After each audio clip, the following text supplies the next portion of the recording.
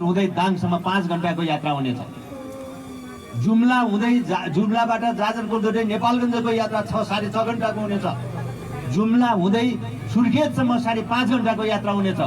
त्यो काम हामी रारा राजमार्ग सम्पन्न गरेर गर्दैछौँ। त्यो काम त हामीले अगाडि बढाइ नै सक्यौँ त। अब हामीलाई यो भनेकै दिन आजको भोलि यो केन्द्रीय राजमार्ग टुङ्गिँदैन एउटा कुरा हो, तर हामी अब ढिमेतिर पनि कालोपत्रे गर्दैछौँ। बिचबिचमा पाँचकाठेतिर कहीँ बाँकी पनि छ, बाँकी काम पनि गर्दैछौँ। यो एक रह्यो सुरुङ मार्गको कुरा। सुरुङ मार्गको डिपिआर तपाईँले सडक विभागमा बुझ्नुहुनेछ। सुरुङ मार्गको लागि डिपिआर तयार भएको छ। अब त्यसको लागि अरबौं पैसा पनि चाहिन्छ। हामीले त्यो रिसोर्स पनि जुटाउनेतिर हामी आफ्नो ठाउँबाट पहल गरिराखेका छौँ। अब डिपिआरको काम कम्प्लिट भएको छ, यो अगाडि बढेको छ, प्रक्रिया अगाडि बढ्छ। अब तपाईँले कहिलेकाहीँ कामहरू यति ढिला हुन्छन्। वहाँ यो छिन्चु जाजरकोट सडक बन्यो, भेरी नदीमा राकुममा पुल बन्न कति हैरानी परिराखेको थियो, तर पछि मैले मेरै पहलमा त्यो पुल हामीले सम्पन्न गरेका थियौँ। ठिक सुरुङ मार्ग बनाउनको लागि सडक पुलले कामभन्दा अझ ठुलो काम पनि हो। त्यो प्रक्रिया पनि सँगसँगै हामीले अगाडि बढाएका छौँ। डिपिआर तयार भएको छ। म यो कुरा तपाईँलाई चाहिँ खुसी साथ सेयर गर्न चाहन्छु।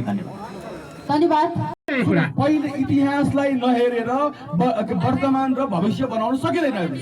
तपाईँले भने जस्तो भोलि के गर्ने पुराना कुराहरूलाई नसम्झेर अगाडि बढ्न सकिँदैन।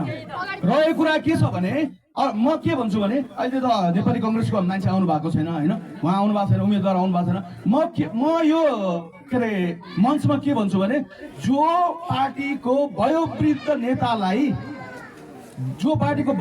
नेतालाई निवासमै गएर फिर्दाखेरि बचाउन नसक्ने काङ्ग्रेसले यो देश पुरा जिम्मा लिएको एमालेको प्रधानमन्त्रीले पुरै देशलाई अनाथ बनाएर हिँड्ने प्रधानमन्त्रीले हामीलाई जाजरकोटमा बताइदिन्छ।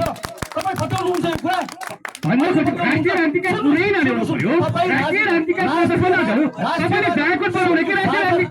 जाजरकोट राष्ट्रिय राजनीतिमै छ।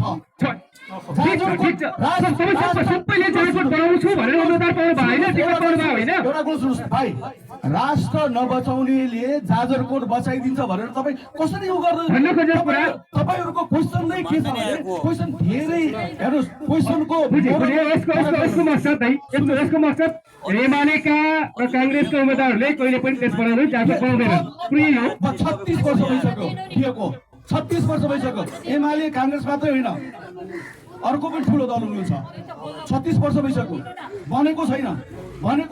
के आक्रोश हो? सुन्नुहोस्, एउटा युवाको आक्रोशलाई उहाँले आकलन किन गर्नु सक्नु भएन?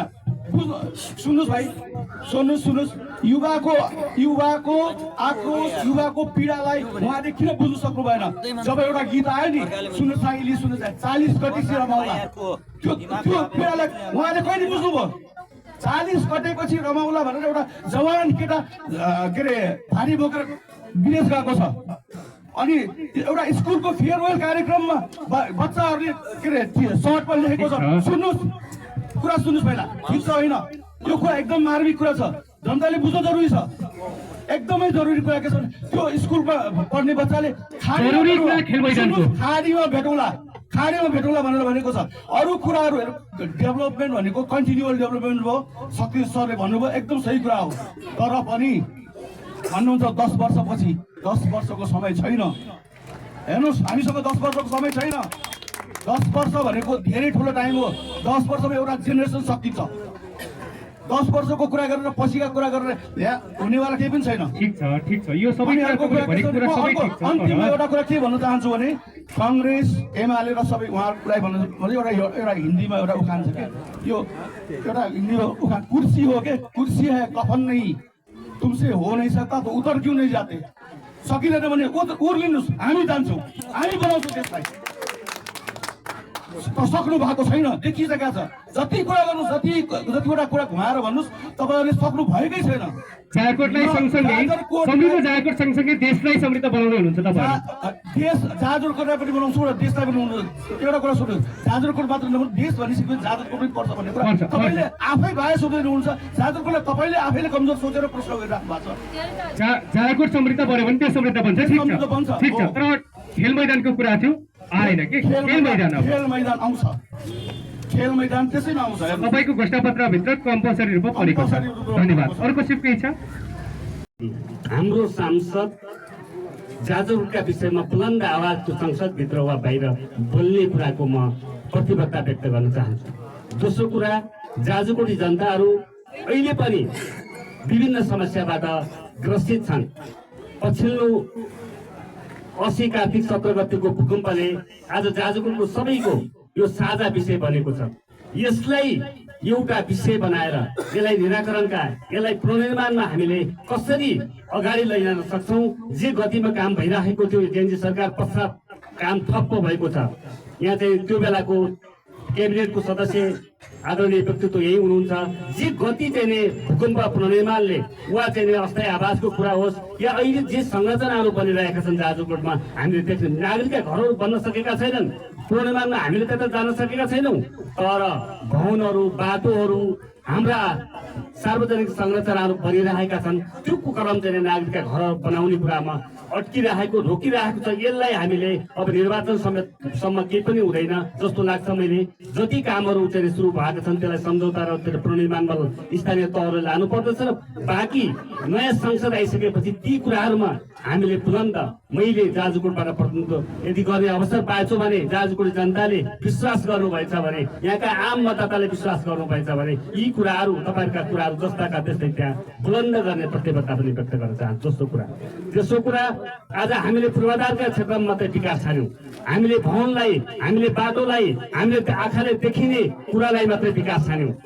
तर जनताको जनजीविका जसरी आज हाम्रा तलबाट आउने गाडीहरू, ट्रकहरू, हामीले खाद्यान्न, खास गरी जाजरकोट जस्तो जिल्लामा खाद्यान्नहरू ल्याइरहेका छौँ। तर हाम्रा स्थानीय उत्पादनहरू, जाजरकोटका रैथाने बालीहरू, यहाँको कोदो, यहाँको कागनो, चिनो, यहाँका सुन्तला, यहाँका चाहिँ ओखरहरूलाई हामीले चाहिँ तलतिर पठाउन सक्यौँ भने हाम्रो जनजीवन, हामीले कृषिमा हामीले महत्त्वपूर्ण चाहिँ हाम्रो धारणाहरू, हाम्रो विचारहरू त्यहाँ चाहिँ हाम्रा प्लानहरू हामीले त्यसरी लानुपर्छ। यी तिनवटा मेन कुराहरू, जाजरकोटका यी कुराहरू मैले सदनमा म त्यो संसदमा राख्न चाहन्छु। धन्यवाद। यहाँलाई धेरै मैले पहिलो राउन्डमा भनेको थिएँ यो देश अहिले विषम परिस्थितिमा छ। यो विषम परिस्थितिको बीचबाट हामीले निर्वाचनमा सहभागी हुनु परेको छ र नियमित निर्वाचन त हामी 84 मा गर्ने थियौँ। यो विषम परिस्थिति निर्माण कसरी भयो भन्ने बारेमा धेरै बताइरहनु पर्दैन, हामी सबै जानकार छौँ। अब हामीलाई पार्टीले यो विषम परिस्थितिको बीचबाट हुने निर्वाचनमा पार्टीले उम्मेदवार बनाएको छ। पार्टीको तर्फबाट म मात्र जाजरकोटमा केन्द्रित भएर भन्नुपर्दाखेरि हाम्रो यो भन्दाको पहिलाको प्रतिनिधि मन्त्रीको पदमा क्याबिनेटसम्म पुग्नुभएका हाम्रा शक्तिबहादुर बस्नेतजीले धेरै कुराहरू भन्नुभयो। जनताहरूका, युवाहरूका, जाजरकोटवासीका धेरै जिज्ञासाहरू छन्, उहाँसँगै जोडिएका रहेछन्। धेरै कुराहरू आए, उहाँले नै उत्तर दिइराख्नु भएको छ। कति सन्तुष्ट हुनुहुन्छ, कति असन्तुष्ट हुनुहुन्छ, भोलि नै थाहा होला। तर म के कुरामा विश्वस्त छु भने यो भेरीलाई तलतिर बग्नलाई मैले सिकाएको, मैले पठाएको हुँ। यो सूर्यलाई पूर्वबाट उदाएर पश्चिम जाने मैले बनाएको हुँ र सूर्यलाई उज्यालो र घाम दिने मैले बनाएको हुँ। यस्तो मबाट हुँदैन। जनताको प्रतिनिधि भएपछि जनता सन्तुष्ट बनाउनुको निम्ति विभिन्न भाषा, धर्म, जाति, जनजाति, विभिन्न पक्ष, घर, विभिन्न पार्टी, शक्ति, सबै संरचनाको साझा प्रयत्नबाट यो समृद्धि हुन्छ। तर एकजना व्यक्ति, एकजना प्रतिनिधिले मात्रै हुकुम चलाउने व्यवस्था पहिला थियो, अहिले छैन। अहिले सबैको जति जे काम भएको छ म निरपेक्ष ढङ्गले म भन्न चाहन्न, केही पनि भएर भन्न चाहन्न, म केही भएको छ।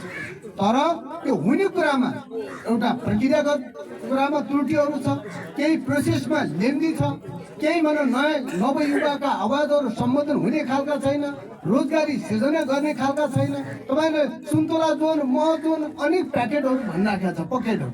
म पनि हेर्दैछु, मैले पनि केही समय पार्टीको नाताले मैले पनि यहाँ केही नेतृत्व गर्ने मौका पाएको थिएँ। त्यो जम्मै कुरा कागजीमा लेखेर आज यो मान्छेमा फ्रस्ट्रेसन किन आएको छ?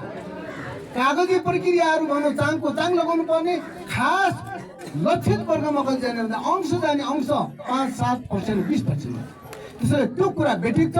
अब मोडल चेन्ज हुनुपर्छ। मेरो माग यस्तो छ, म एउटा उमेरले उस्तै भए पनि म अहिले एउटा म के चाहन्छु भन्दाखेरि अब विकासको मोडल अघि हाम्रो बिपी काङ्ग्रेसको केन्द्रीय सदस्य जसको पोर्टफोलियोमा हुनुहुन्छ हाम्रो आदरणीय नेताजीले भन्नुभएको, अब हामीले यो मोडल चेन्ज गर्ने होइन भने परम्परागत विकासलाई र यो भौतिक पूर्वाधारको विकासलाई मात्रै विकास भनेर सन्तुष्ट भइहाल्नुपर्ने म ठान्दिनँ। अब मोडल अलिकति तरिका चेन्ज गर्नुपर्छ, शैली चेन्ज गर्नुपर्छ। हामी दल पुराना भनेको एउटा इतिहास र योगदान गरेको र लडाइँ लडेर जनताको निम्ति, स्वतन्त्रताको निम्ति, राष्ट्रको निम्ति लडेर आएको शक्ति हो। त्यसलाई पुरानो भनेर फेरि पुरानोको काम छैन भन्ने कुरा पनि साथीहरूले उठाउनु भएन। ठिक छ, अब कसरी जाँडकोट अगाडि बढ्दै हुनुहुन्छ? ल ठिक छ, जाजरकोटको बारेमा म भन्दैछु। जाजरकोटको बारेमा हाम्रो यही संरचना थियो, कस्तो सार्वजनिक संरचना, एउटा के अरे फिल्ड, आमसभा गर्ने कार्यक्रम गर्ने एउटा ठाउँ थियो, त्यो मासियो। कुनै ठाउँमा त्यस्तो छैन। मैले भन्न खोजेको हाम्रो जो प्रतिनिधि हुन्छ, हामी सबै बसेर यो ठाउँमा सार्वजनिक स्थान राखौँ, यो ठाउँमा मञ्च राखौँ, यो ठाउँमा मन्दिर राखौँ, यो ठाउँमा घाट राखौँ, यो ठाउँमा गौतरण राखौँ। यस्तो कहीँ छलफल नहुने, अन्तर्क्रिया नहुने, सम्बोधन नहुने, मलाई त्यसो हुँदाखेरि बिग्रिएको छ। अब नयाँ सिस्टमबाट अगाडि बढ्नुपर्छ। तपाईँहरूकै सल्लाहबाट, व्यापक अन्तर्क्रियाबाट, व्यापक सहमति जुटाएर मात्रै। ठिक छ, पार्टीले सल्लाह दिइसकेको छ, जनताले पनि तपाईँलाई चिनिसकेका छन्।